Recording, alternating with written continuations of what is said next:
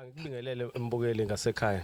Namhlanje sithe ake sikulandele insizwa enekhono elisimanga ngendlela engeke ngichaze kodwa ke ezochaza yona. Sibonile yenza ke izinto ke zenzeka. Yabona mawusha ke usuke uphethe ugesi, usuke uphethe ukufa, usuke uphethe umlilo. Kodwa yena kuyafathi ephathele nje iswidi mayisuke ibamba ugesi. Uzakithi akasikubingelele uzithushuna ubani wakabani kuphi nendawo. Ngoba siyakubona ubhizi kakhulu la gesi. Ukusithela usibeke. Ngizoqala ngokunibingelela kuqala balaleli. Igama nguSinphiwe ngoWandwandwe Sibongo. Ukuzethula kwami, ukukhuluma kwami. Into engizokhuluma ngayo kakhulu indaba yomsebenzi engisebenza ngawo. Okuyiwona wona vele ngicele kuona kakhulu ngoba angixelile emsebenzini owodwa. Ngicele emsebenzini eminingi ehlukahlukene kodwa isebenza ngokwezandla. Uqala engadlula kuona umsebenzi kagesi. Uma kukhulunywa ngogesi ugesi kakhulu iwiring yakhona no warisha bese kuzoba futhi ukudonsa ulayini ngiyakwenza lokho. Ngiphinde kuzoba i-plumbing nayo ngiyayenza bese kuzoba i-ceiling board nayo ngiyawenza. Izona zinto engigxile kuzona kakhulu engifisa ukuthi ngelinye ilanga ekugcineni ngicine ngifike la ngifuna ukufika khona. Kuzokala kahle ngifuna ukubheka ukuthi mhlawumbe usunesikhathi esinganani lo msebenzi uqalile. Ibuphi mhlawumbe ubungozi osukabhekana nabo mawuhambela imizi yabantu ubasiza nxa gesi? Nginesikhathi eside kakhulu almost iminyaka edlulile ku10 ngisebenza ngogesi, ngisebenza la ngalezi zinto engisebenza ngazo. Ubungozi bona bukhona ngiyadibana nabo yebo emzini.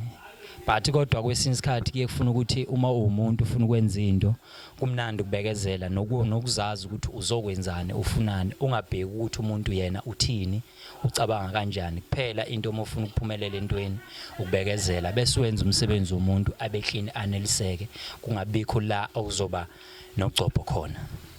Ngifuna ukubheka la kuyenzeka ukuthi uyahamba uyemzini umuntu uyoqedela mhlambe into eqalwe omunye umuntu iyawe yamhlula futhi akayenzanga wena ngalendlela yakho lofisa ukwenza ngayo. Esimene sekanjalo uyoqedela into esiqaliwe eqalwe omunye umuntu umisa kanjani? Ngiyakwazi ukuqedela lokho. Into engiye ngiyenze ngiyengafuna ukubeka amabala omunye umuntu ukuthi wenzeni yena ukuphi lapho konakhele khona. Ngiyengibheke la awushoda khona ngilungise khona ukuze kuzokwazi ukuthi igcine kube yilesimo esifunwa umnikazi webhilidi, ngoba into ebalekile ukuthi umnikazi webhilidi yena ufunani, yiphi into afuna yenzeke, ngoba kunzima ukuthi wenze ngendlela ukuthi wena ufisa ngayo kanti umnikazi webhilidi aka afford ngalo ndlela. Enye into ebalekile quality material and the quality job. Nomsebenzi wakho nokuzokwazi banjani ube clean. Ngifuna ukubheka la kuyenzeka mhlawumbe ukuthi ngakha indlu kodwa nje manje anginayo ugesi, ukwazi ngogesi ukuthi ugesi ke uyinto kanjani wena owazi ngogesi. Mawufika ethi ugogo mhlawumbe ugogo yomkhulu hey nakho umntanami awungenzile nansi indlu, wena yiziphi izinto mhlawumbe uyiluleka ngalomuntu osuke engazi ngogesi ukuthi ugesi mawuzoqala kanje kuhamba kanje mhlawumbe ethola endleni ino ceiling board ufuna uhambe phezulu?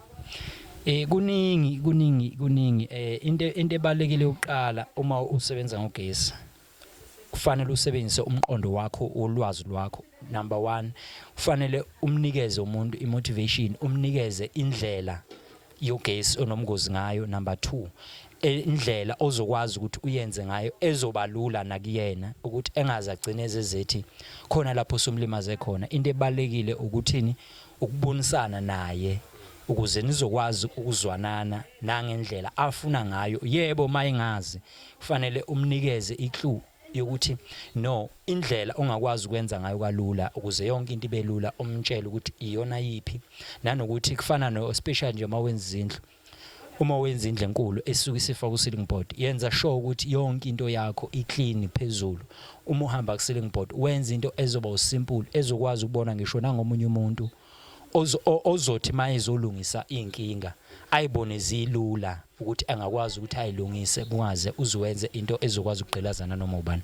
Nanokuthi number 2 omunye umuntu osuke udibane na abantu abafana omunye umuntu yebo engasho ethi akazi kodwa ungathathi yena ngokuthi uthakazi mtshengise phela ukuze kuzoba lula umtshengise ukuthi no lokhu ngizokwenza kanje ngizokwenza kube lula kangokuba ngizokwazi ukwarishela ngalendlela ofuna ngayo nangalendlela ezoba clean kuwena ngisho ngingekho uyibone ibe lula fana nendlu mangathiwa ayisikiwe uyakwazi ukumnikeza umuntu imotivation umtshela ukuthi no kuzoba kuwena yebo khona kunama cost kodwa into ebalekile ukuthi umtshele ukuthi indle enkulu umthetho wakhona wayo awuvumelekile ukuthi amapipe ahambe ngaphandle ukuze ubalekelane isafety yabantu abahleli ngaphakathi nezingane ngoba khona abanye abantu abawesabayo ukuze kuzoba lula nangumuntu owesabayo ukuthi angabi nokwesaba uma ebona amapipe noma ebona intambo kube lula yonke into ukuthi no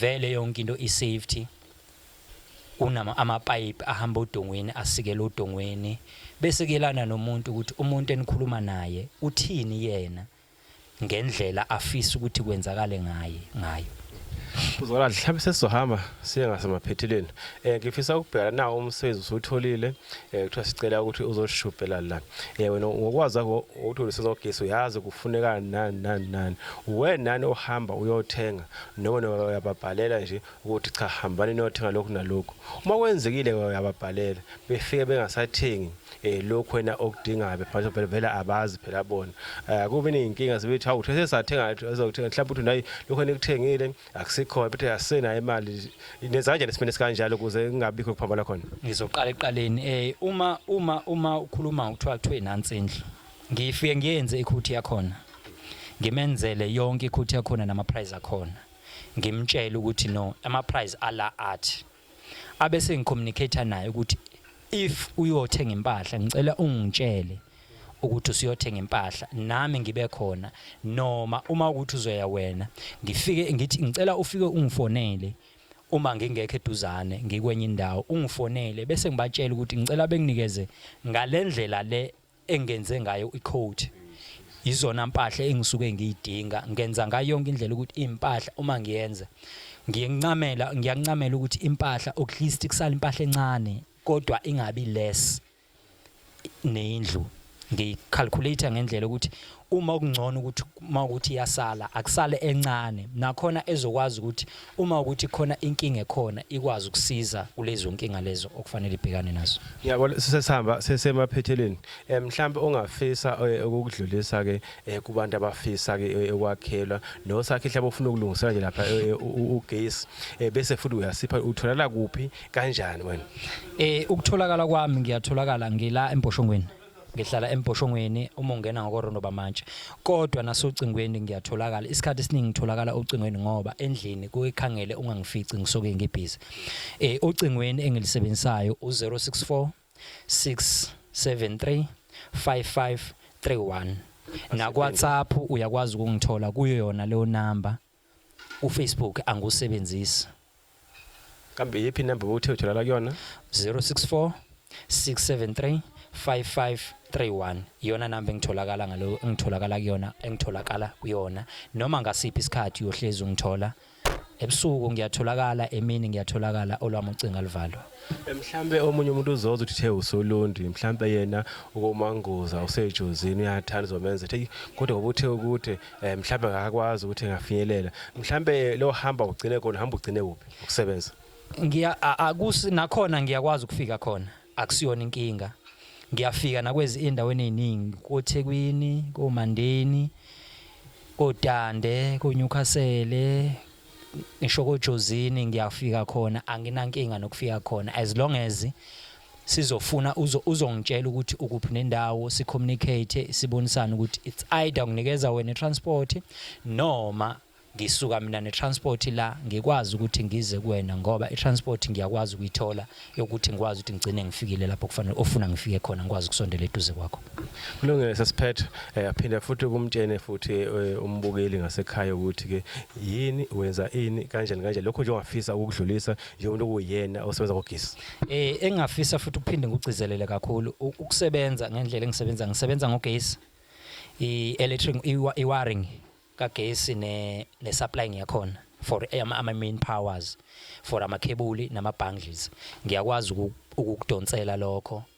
ngiphinde futhi ngikwazi ukwenzela no ceiling board if ufisa ngikwenzela u ceiling board ngiyawenza nawo phinde kuzoba i-plumbing ngiyakwazi ukwenzela ne-plumbing kukwena ukuthi ufisa uthi ngikwenzele kuphi if ukwazi ukuthola lezi number zami ngicela ukuthi ungifonele ngikwazi ukukusiza ngiseduzane ngisolundi ngisemphoshongweni ngokwendawo la ngihlala khona yebo ngwakwaNongoma noma ngiwaceza kodwa ngokuhlala ngihlala emphoshongweni la ngizinze khona kakhulu ngakorondo bamatshe uma ufika ubuza ukuthi uphu lokhu njani uSinphiwe noma igama bangazi ngalo kakhulu bangazi ngoRasta abantu abaningi bangazi ngoRasta ngisho akuthiwa ubuza eplaza kuthiwa uRasta wenza ugesi bayokutshela kwanami bayongitshela bekunikeze ngisho nenamba yami abantu abaningi banazo anginankinga nalutho awukho umsebenzi engusabayo awukho futhi engwenqinayo kulungile uyizwele kakhulu ke mbukeli nawe ke lapho ngasekhaya cha mengabe nje udinga izinto akayibalile cha ungasweli ke usekhona uzokwazi ukusiza akukho la athi akafiki khona uyakwazi ukufika kodwa ngokubonisana ke phakathi kwenu okuningi sebesenixoxa uma ngabe senifulela siyabonga kakhulu usazobuka ke le video wakho sakuqala uphinde futhi usilandele siyathokoza kakhulu engicela okwedlulisa kancane ungakavala ungakaqeda ukukhuluma ngiyalibonga leli thuba because isikhathi sesiside ngisebenza engakubonga kakhulu ukuphila nabantu ngiyakwazi ukuphila nabantu futhi ngiyafisa ukuphila nabantu okunye ngicela ukukucela ngiyacela ukumukeleka kuyonke indawo ngingakujabulela angiqabe lutho akukho lapho engafiki khona ngiyafika ngokuthola leli thuba lokudlulisa le video ngiyabonga kakhulu sithokoze ubonga